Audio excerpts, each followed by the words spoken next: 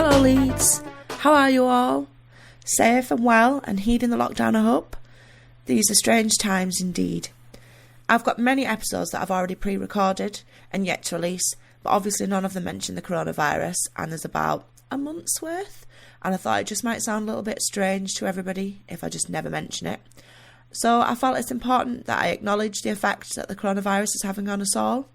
So I'm recording and releasing some extraordinary episodes and releasing them as and when I can. In that spirit, I spoke to Seth Mowshowitz about his band Fold and how he came to be in Leeds, how he's holding up as a musician and a father of 2 children in this difficult time. I hope you enjoy the conversation as much as I did, and my first ever remotely recorded podcast. I love you all, Leeds. Take care of yourselves and wash your hands. So this is an extraordinary episode of Light on Leeds due to the coronavirus. We are using clean feed to record, so this is all a little bit of an experiment and we'll see how it turns out. So welcome to Seth Mowshowitz. Hello. Hello. So Seth, I heard about you from Kieran O'Malley, a previous guest. He chose one of your songs to use at the end of the podcast, which was Choose Love, which was a fantastic song. Oh, bless him. So Seth, can you tell me a little bit about what it is that you get up to in Leeds?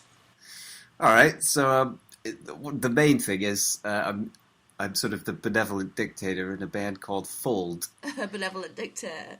That's my long-standing title. I don't have it in me to tell people what to do, but I do my best.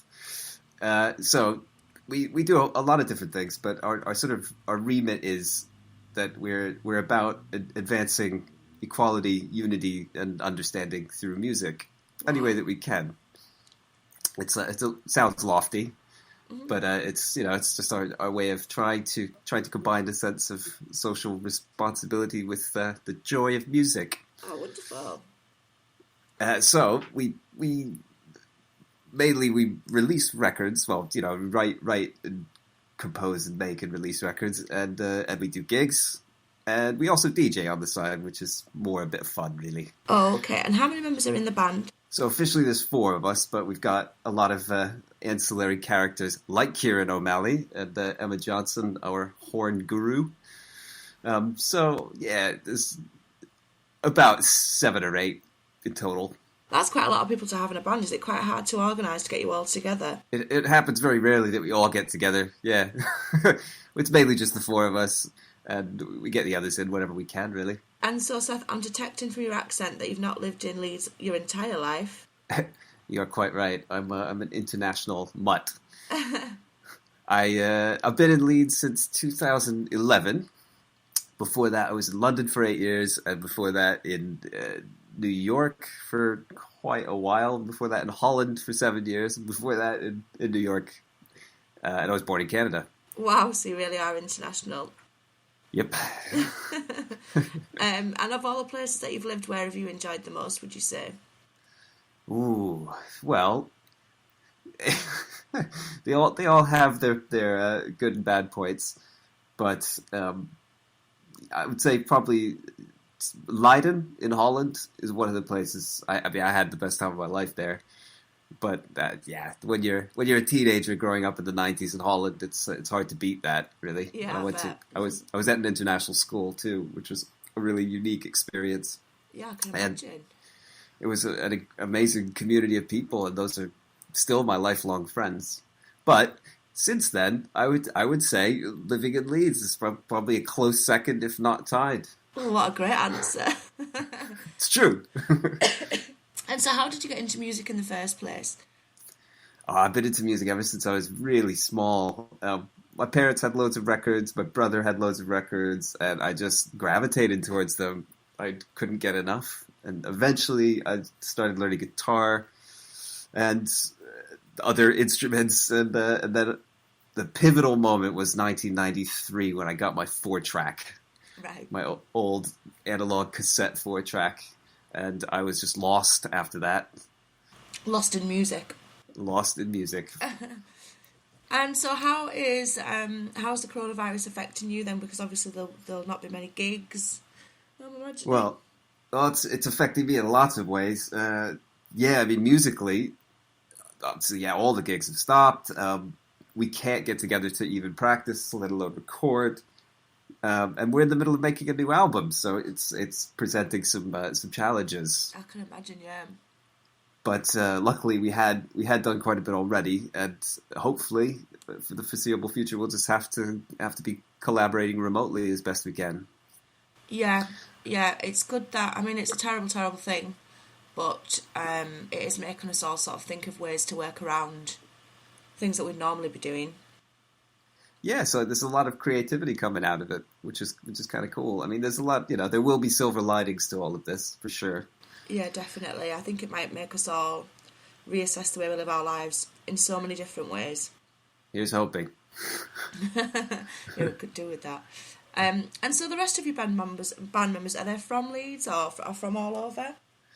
One is from Derbyshire, the guitarist, Sam, who's kind of my right-hand man. We DJ together. The other two are from the Halifax area, Sowerby Bridge. Okay, yeah. Which I'll never say properly. So yeah, they're local lads, really. Cool. And so how did you end up in Leeds? Well, when we were in London, we basically, after a while, it just became unsustainable. We had my son. He was born in London, and then when the second one was on the way, that's when we reached boiling point and just had to get the hell out of there. Yeah. And we chose Leeds because it's relatively close to my ex-wife's family. They're in North Yorkshire. Right. And Leeds seemed like a safe distance from them, but close enough still. Yeah. But also, it's we had scoped it out. We thought it was a cool city, and we didn't want to go straight from London to the middle of nowhere. Okay, so it was just it worked out that it was just like a nice, advantageous place to be near family. Yeah, it felt right. And did you think? So has it been a nice place to sort of have your children? It's been ace, yeah. From that point of view, it was even better than I expected. Well, a lot better, in fact. Oh, good. Yeah, I mean, as a city, like, it's diverse. That's one thing I really love about it. Again, it's got a huge student population, so there's a lot of international people. But yeah, people of all races, creeds, and backgrounds. And I wouldn't have it any other way, personally. That's what I'm used to. It's what I'm comfortable with. Multiculturalism.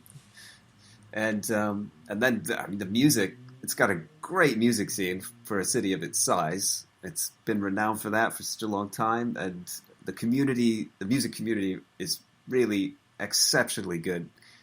People really look after each other. I remember when there was the floods a couple of years ago, we all got together and helped each other out. There were a lot of businesses got flooded, and everybody came together. So I've seen that a number of times. How people really go out of their way to help each other. Yeah, that's really lovely, I think, isn't it? Yeah.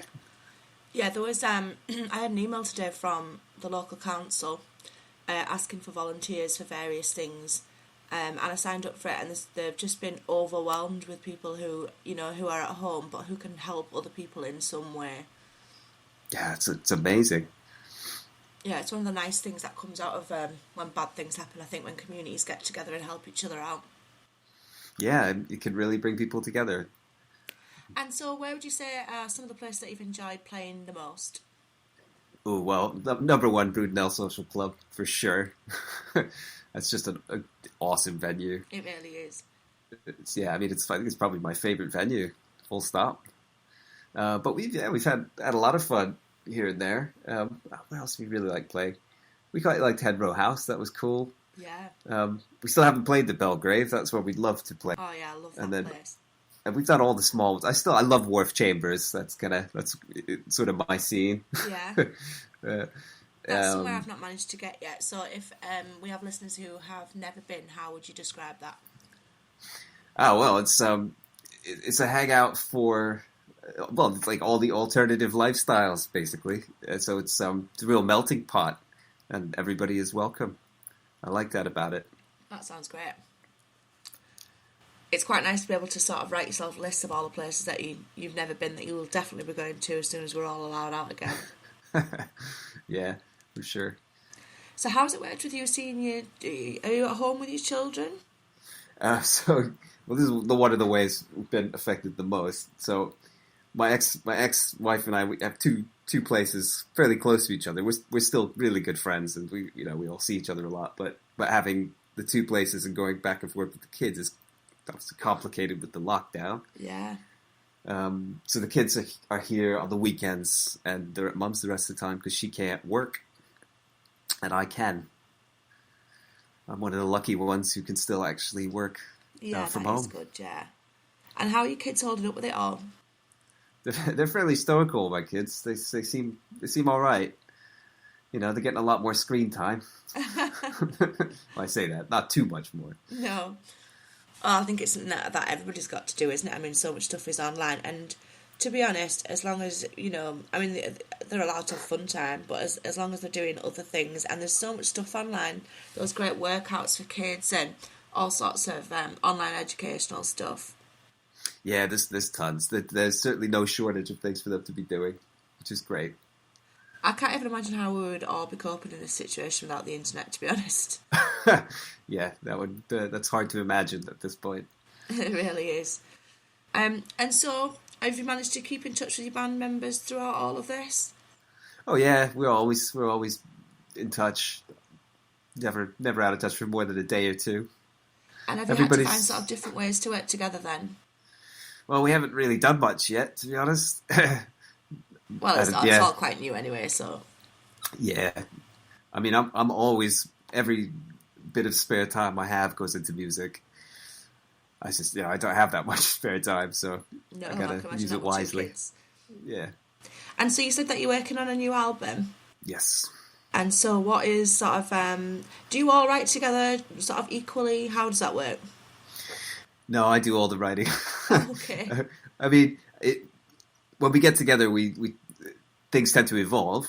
So I will be the one who comes in with the ideas, and then we'll all work on them together. Yeah. So it's a collaborative process in that way, and we take forever to do anything. And so have you thought about how you're gonna work it together apart? Well, any bits that need recording for the remaining tracks, everybody's gonna have to record at home. It's easy for me because I've got plenty of equipment here, so I could do most of it. But yeah, some of the guys have bits they could record with. I don't know about drums. It's just all about finding new ways to work, isn't it? Yeah, and I like limitations. Music really is good when you have the limitations in many ways. Yeah, because it makes you have to be more creative in different ways. Exactly. And so what would you say is sort of the concept behind your new album? Well, it's even got a name. It's called Aphelion. Aphelion? Which is the point in the Earth's orbit when it's furthest from the sun. Ah.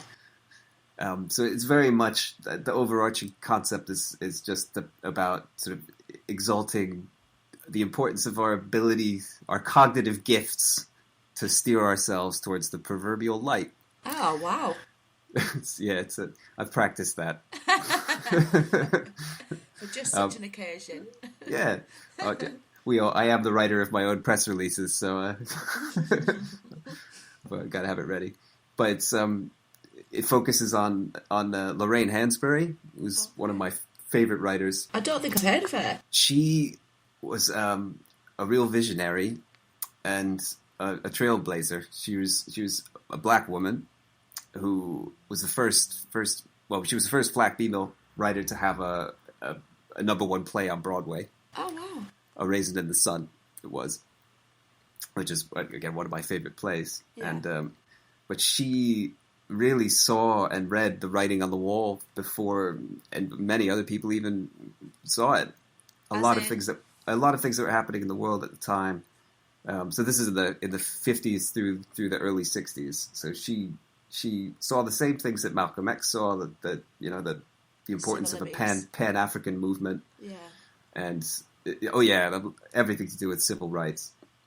She was an activist, and she was very good friends with James Baldwin, another one of my favorite writers and activists.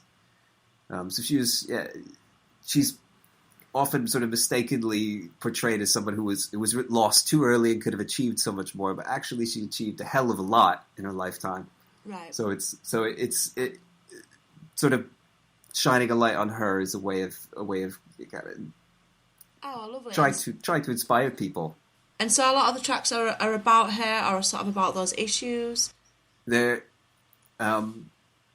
it actually featuring her voice from a variety of interviews. Oh yeah. So I noticed you do use loads of samples in your work. Yeah, it's kind of, I mean, the idea is in part that a lot of people have said things much more eloquently than I possibly can. And it's also a way of sort of looking back in the past and saying, well, you know, some things have changed, but some things also are very much the same, and we need to work harder to change them. You know, but it adds a certain weight, a certain gravitas to the sound to have those voices in there, and there's also just, it provides a lot of opportunity to play with the way the human voice works over music. Yeah, which has been kind of a lifelong thing that I like to play with. So where do you find all your samples? Oh man, here, there, and everywhere. It's, you know, the internet, obviously, but yeah, a lot of radio archives and man, I don't know. Do you enjoy that part of the process, sort of sourcing all of that? There are moments when it's fun, when you find something that's really moving and feasible to use. But by and large, it's just a lot of trawling, and you know, it takes a lot of patience to do it. Yeah, I can imagine. Have you come across things that you found really surprising? Oh, many, many things. And I mean, the thing that I've noticed the most is just how much more eloquent people were up until about the 70s. Well, I guess when people did too many drugs and then started to become incoherent. But it's like the level of discourse in the public was much higher, you know, right through the sort of the end of the 60s. You hear the way that people talk, the discussions people had on public radio and in public spaces. It's remarkable. You don't hear people articulating things in that way anymore. Do you sort of think that in some kind of way that we've all been dumbed down? Yes, and I think deliberately so to some extent, for sure. And it's strange that runs counter to the availability of information, that we now have so much more. Yeah. You know, not necessarily always reliable information, but information nonetheless is accessible in a way that it never was before.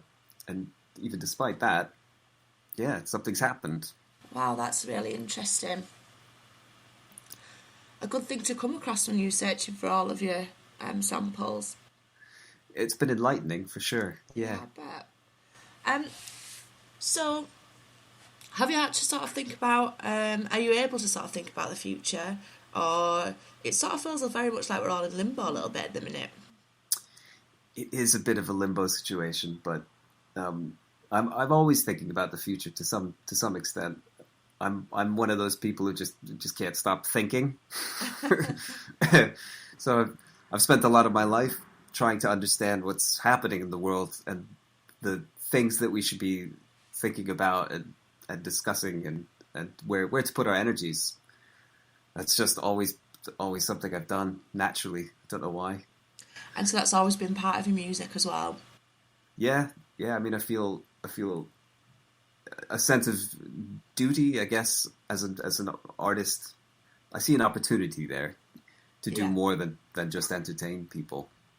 Yeah, I think you're right, and I think it's good to have a social conscience in any sort of art form, really. Yeah, I mean, I think these days there's no excuse not to, really. No, there isn't. Yeah, everybody knows everything. That's still, I mean, it's hard, isn't it? Because in some ways the world is a lot better, but in many ways we don't seem like we've really come that far. Yeah, no, that's very true. Yeah, there are some ways. I kind of feel like, I mean, I know it's absolutely horrific and there are people dying and I feel so terrible for all those people, but it just sort of felt like, I mean, we're only in the beginning of this, who knows, but it sort of feels a little bit like we've been given kind of a gap to sort of stop and reflect on where we all are and how we live our lives day to day.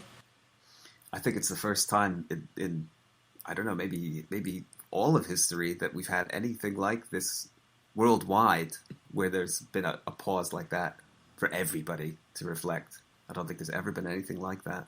No, I don't. And I think it's even small things, isn't it? Like a lot of people complaining about, everybody queuing up and going crazy in the supermarkets, and then going mad at the supermarkets and not having any stuff. But I mean, you don't have to go very far where you can get stuff delivered from local places, and delivered to you, so you're already minimising the risk there.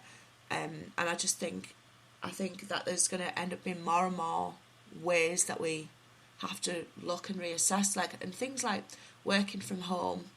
I'm wondering if maybe in the future, because we'll all be able to prove that it's doable, that perhaps that'll change the way we work in the future as well, because I mean that's got to have a massive knock-on effect on people, not out on the streets using transport, contributing to pollution.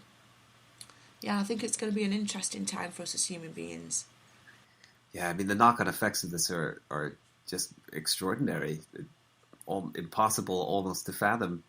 But I mean, I saw this happening at some point in my lifetime, but Really? I didn't suspect it would be a virus. No. that did it. My thought was that it would be a lack of availability of natural resources. Yeah, sort of like the big water crisis. Either water or more likely gas and oil, which are suddenly in abundant supply, but in the long run not. And this is a scenario that could resemble what that would have looked like, in that we have to rethink absolutely everything. The way that we distribute food, everything being much more locally sourced, and all of those things. We probably should have been doing these things anyway, because it's all tied to climate change. Mm-hmm. The way that we consume fossil fuels, and the way that the changing the direction of climate change, those two things are just two heads of the same monster. Yeah, definitely. And so this is kind of forcing us to do a lot of that, and we might actually discover the benefits and stay that way. Who knows?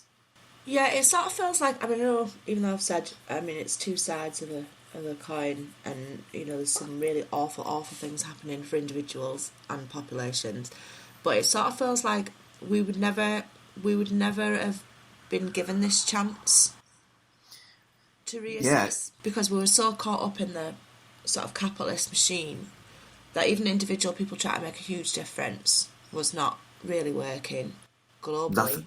Yeah, you're absolutely right. Nothing has shifted the direction of our direction collectively like this has. Nothing. And I mean, as much as there are always awful stories about individual people being selfish or not thinking of others, I think equally I've heard so many great stories about wonderful things that people are doing to help each other out. Same. I think I've heard a lot more good stuff than bad. Yeah, definitely. I'm going to just go and believe that anyway. Yeah. Yeah. And I also think it's been sort of quite eye-opening about I try not to be constantly checking the news.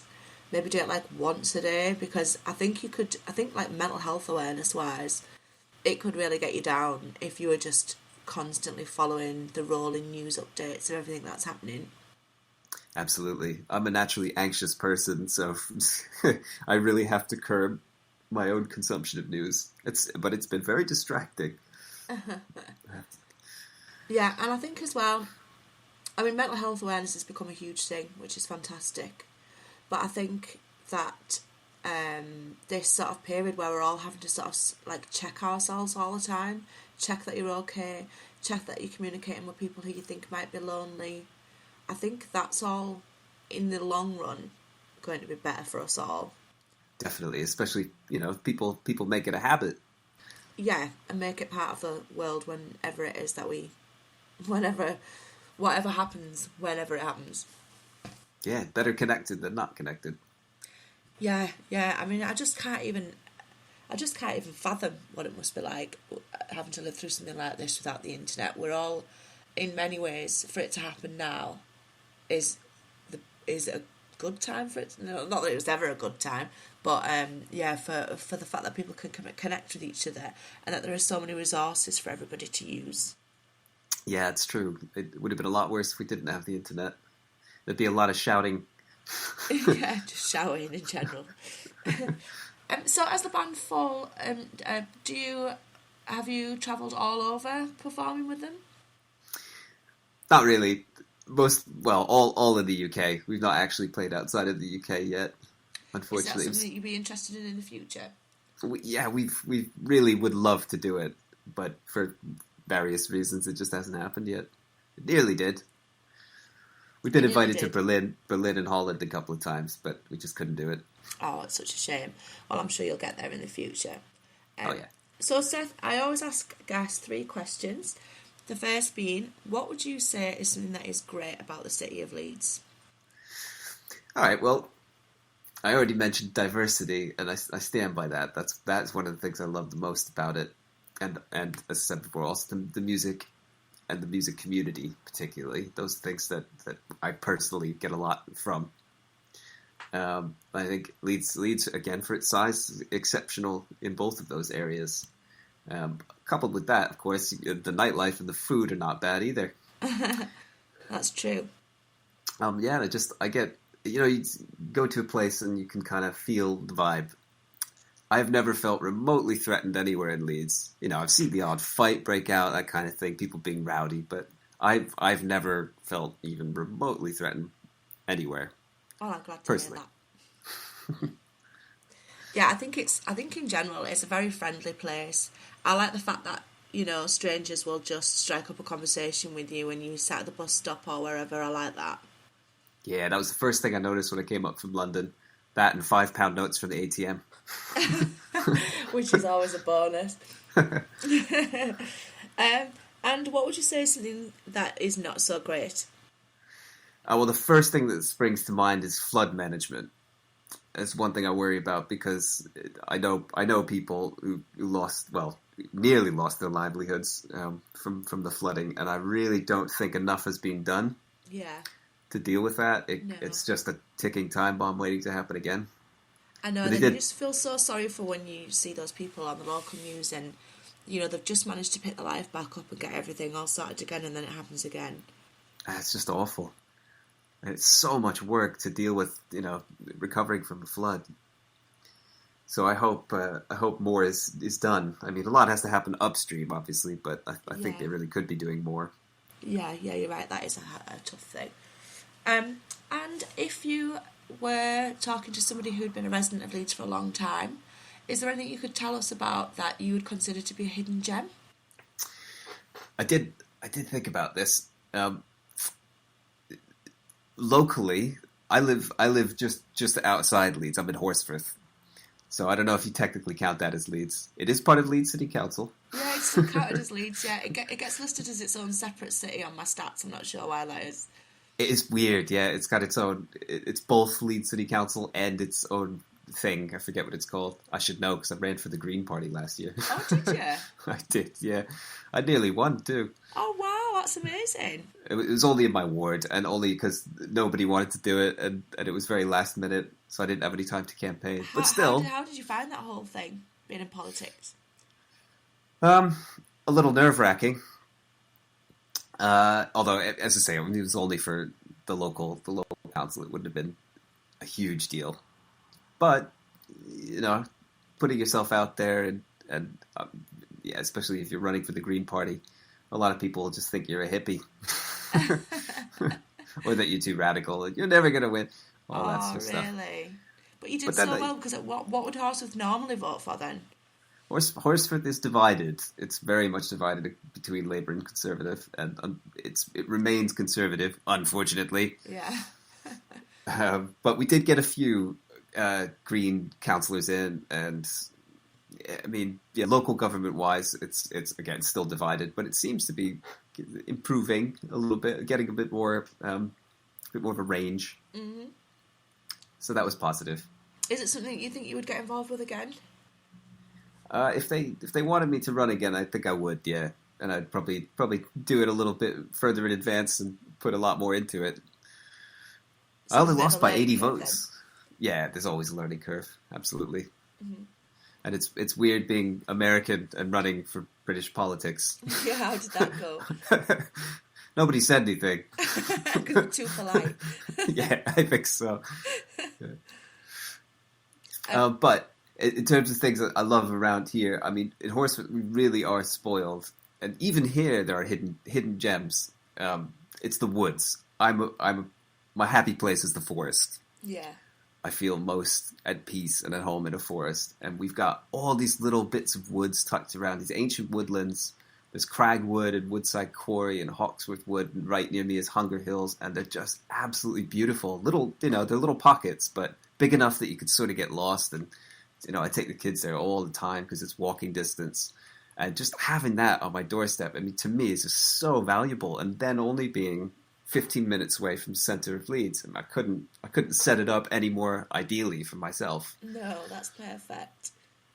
But then in the city, Abyssinia in Hare Hills is the Ethiopian restaurant. I love that place. I've passed it a few times, yeah. Oh man, it's as good as any Ethiopian food I've had in London. That I would highly recommend, and I've not met very many people who've been there. We did actually when we went there, we saw there was a massive fight broke out right outside. That was quite funny. Oh my gosh. Not funny, the fight, but funny Yeah. that it happened while we were sitting there eating our... Anyway. But if you do go there, make sure you get the full coffee ceremony. Oh, really? Ask for the coffee ceremony. Yeah, you'll love that. If you like coffee, you'll love that. I love coffee. I've just ordered myself a cafetiere for these difficult times. I wouldn't be without one. And so, what sort of food is Ethiopian cuisine? If you've never had it, it's a lot of often slow cooked sort of stew-like things. It's a bit like curry, but the base flavors are quite different. So there's a lot of ghee, pure clarified butter. Yeah. And they have their own range of spices. I've never actually cooked Ethiopian food. I do cook a lot of Indian food, but so I don't know all the things that go in it. But it's traditionally served on a bread called injera. Mm-hmm. So it all comes on a big tray with a big flat injera, and all the food's on top of it. And then you get extra bits of injera to eat with. That's your cutlery. Oh wow! And you're supposed to eat with one particular hand, but I can never remember which one it is. So you have to take your cue from everybody else. Yeah, but that's made with is it teff, the grain teff, and it's got a sort of soury, kind of lemony flavor to it, and I love it. It's so good. Well, that's definitely got one for my list for when we're finally allowed to break free again. My only problem now is that I've been vegetarian for 3 years. Oh. So and most of my favorite Ethiopian dishes were meat based. Oh no! This is a problem. What a sacrifice you've made. So vegetarian wise, is there anywhere that you would recommend? I don't actually go out to eat vegetarian food much, or I mean, just go out to eat in general, I suppose. If I go into Leeds, it's generally to for a gig or to DJ, so it's quick meals these days. Oh. I love Caravanserai. It's really good. That's it's a Moroccan style place, and you can either get takeaway or you can go sit down and eat. Yeah, I think that's just recently closed. Is it really? I think so, but I'd have to double check. Oh no! Yeah, what a shame, because it's such a beautiful little building, and I've eaten from there before. And it's amazing. Yeah, they're really good. Oh no, I hope they're not gone. Yeah, I better double check. I'll put in the notes what happened with that, just in case, because I wouldn't want to I wouldn't want to stop any business from going there. But yeah, they're great. Yeah, there's lots of great places to eat in Leeds, I think. Oh, there's tons. Hansa's is really good. I do like Bundobust. Yeah, I do. Where else? Oh, there's loads. Of course, I'm drawing a blank now. Bundobust was a place where my son when he was growing up was always, he was never particularly bothered about vegetables, and he was very much a meat eater. It always cost me like extra to take him to Subway because he just wanted all the meats. And he worked at Man Behind the Curtain for a while, and they're all very big foodies, and they all went for a night out, and he was absolutely devastated that they were taking him to a vegetarian restaurant, and they went to Bunderbust, and that was it. He was like, "Oh my God, Mum, you've got to try it." And he took me there the next weekend, and I was so surprised. I never thought I'd hear that he'd be enjoying vegetarian food, but yeah, Bunderbust broke him.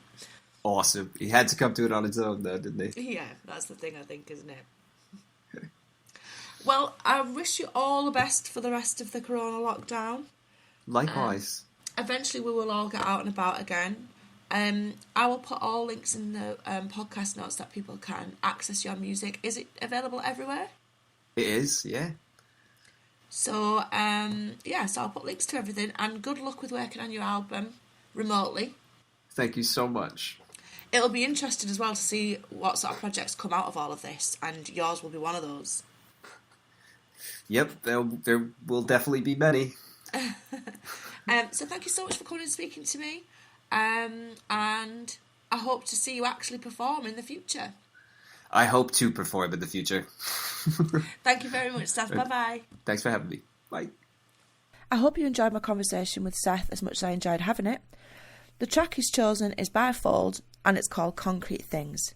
It's from their album Aphelion, and it's a tribute to Lorraine Hansberry, who Seth told me about in the interview. It features Kieran O'Malley on strings, and Seth has since told me that he'd like to give Kieran a special mention for all of his favourite things that Kieran introduced Seth to in Leeds. The Huey Morgan BBC Six Music Radio Show made this track his Beat of the Week last Saturday. You can download all of Fold's back catalogue for free from Bandcamp. There will be links in the podcast notes, so there's no excuse not to be listening to great music in these socially isolated times. Stay safe and well, Leeds. Keep looking after each other. Stay home and wash your hands. We've got this.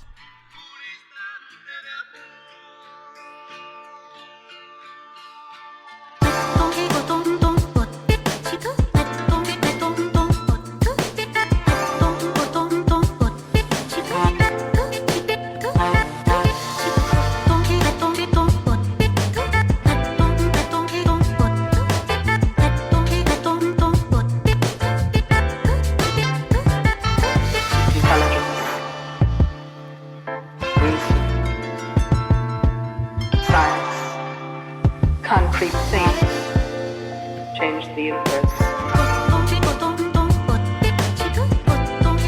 And I hope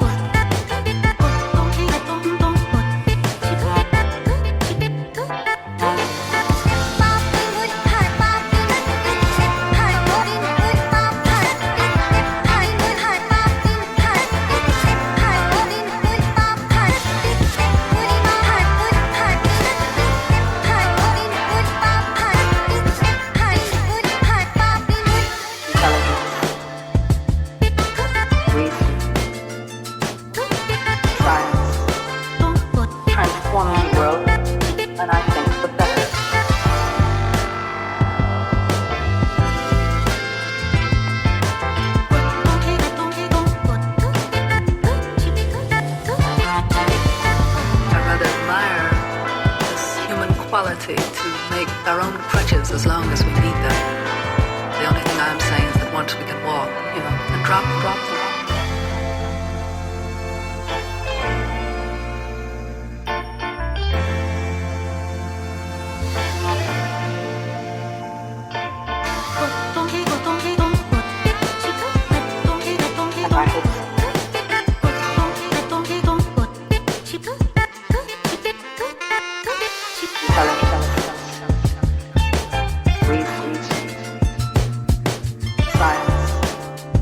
concrete things change the universe.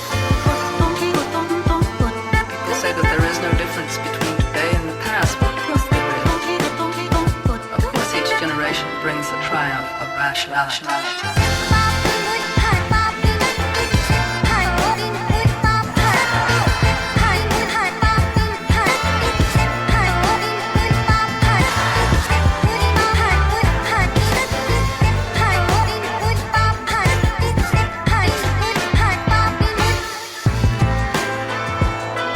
We don't need mysticism to exalt man. Man exalts himself by his achievements and his power to rationalize. Or, excuse me, his power to reason. his rationalization has its benefits too. I don't know if we get along without that either.